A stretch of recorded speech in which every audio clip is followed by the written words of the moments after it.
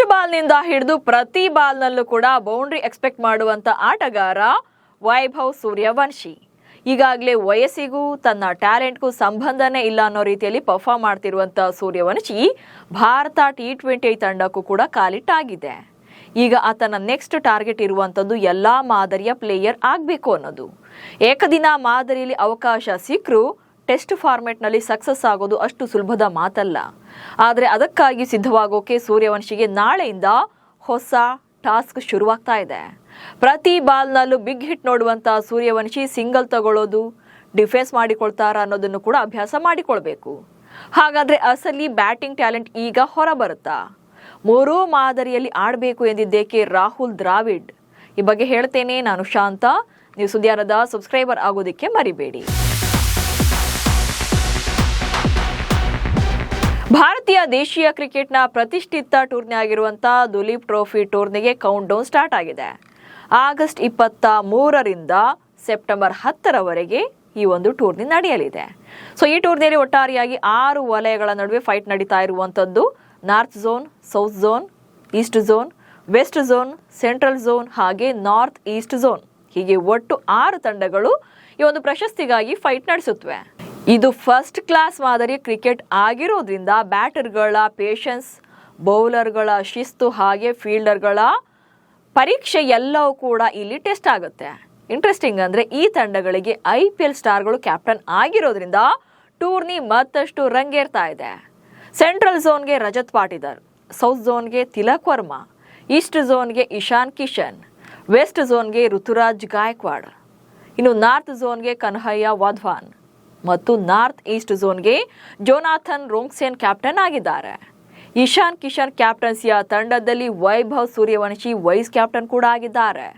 ಮೊದಲ ಪಂದ್ಯದಲ್ಲೇ ಅಂದ್ರೆ ನಾಳೆ ಭಾನುವಾರದಿಂದ ಶುರುವಾಗಲಿರುವಂತಹ ಟೂರ್ನಿಯಲ್ಲಿ East zone, north east zone ಮುಖಾಮುಖಿ ಆಗ್ತಾ ಇವೆ. ಹೀಗಾಗಿ ಈ ಪಂದ್ಯದಲ್ಲಿ ಈಸ್ಟ್ ಝೋನ್ ಪರ ಆಡುವಂತ ವೈಭವ್ ಮೇಲೆ ಎಲ್ಲರ ಕಣ್ಣಿದೆ. 6 ಹೊಡೆಯೋದು ಬಿಟ್ಟು ಸಿಂಗಲ್ಸ್ ಓಡ್ತಾರ ಸೂರ್ಯವಂಶಿ. 15ನೇ ವಯಸ್ಸಿನಲ್ಲೇ ವಂಡರ್ ಕ್ರಿಕೆಟರ್ ಆಗಿ ಕಾಣ್ತಾ ಇರುವಂತ ಸೂರ್ಯವಂಶಿ ಮೊಹಮ್ಮದ್ ಶಮಿ, ಮುಖೇಶ್ ಕುಮಾರ್, ಅಭಿಮನ್ಯು ಈಶ್ವರನ್ ಹಾಗೆ ನಾಯಕ ಇಶಾನ್ ಕಿಶನ್ ಇರುವಂತಹ ತಂಡಕ್ಕೆ ವೈಸ್ ಕ್ಯಾಪ್ಟನ್ ಆಗಿರುವಂತದ್ದು. ಜಿಂಬಾಬ್ವೆ ಟೂರ್ ಬಳಿಕ ನಾಗ್ಪುರದಲ್ಲಿ ರಾಜಸ್ಥಾನ ರಾಯಲ್ಸ್ ನಡೆಸಿದಂತಹ 10 ದಿನಗಳ ಕ್ಯಾಂಪ್ನಲ್ಲಿ ಸೂರ್ಯವಂಶಿ ಭಾಗಿಯಾಗಿದ್ರು.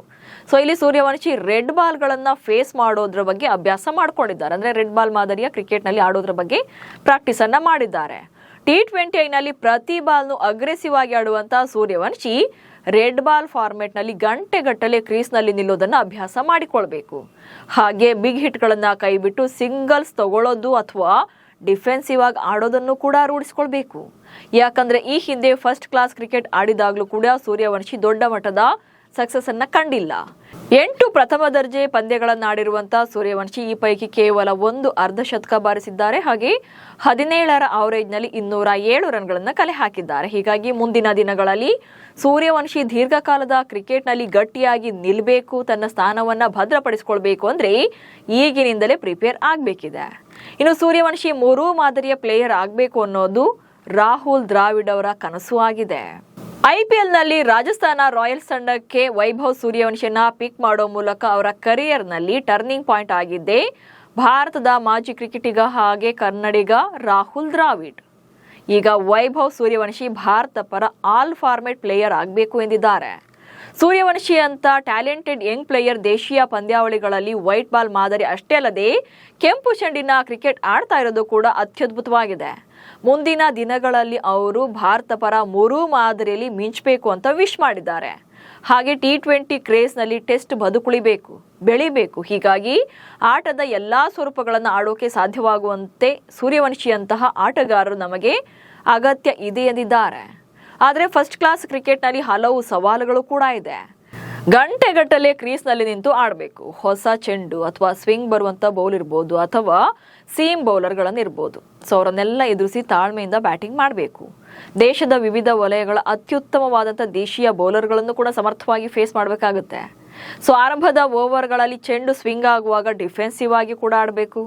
ಸಿಂಪಲ್ ಆಗಿ ಹೇಳ್ಬೇಕು ಅಂದ್ರೆ ವೈಭವ್ ಸೂರ್ಯವಂಶಿ ಈಗ ಎದುರಿಸಬೇಕಿರೋದು ಕೇವಲ ಬೌಲರ್ಗಳನ್ನು ಅಷ್ಟೇ ಅಲ್ಲ, ರೆಡ್ ಬಾಲ್ ಕ್ರಿಕೆಟ್ನ ಕಠಿಣ ಪರೀಕ್ಷೆಯನ್ನೂ ಕೂಡ. ಹೀಗಾಗಿ ದುಲೀಪ್ ಟ್ರೋಫಿಯಲ್ಲಿ ಸೂರ್ಯವಂಶಿ ಅವರ ಆಟ ಸೆಂಟರ್ ಆಫ್ ಅಟ್ರಾಕ್ಷನ್ ಆಗಲಿದೆ.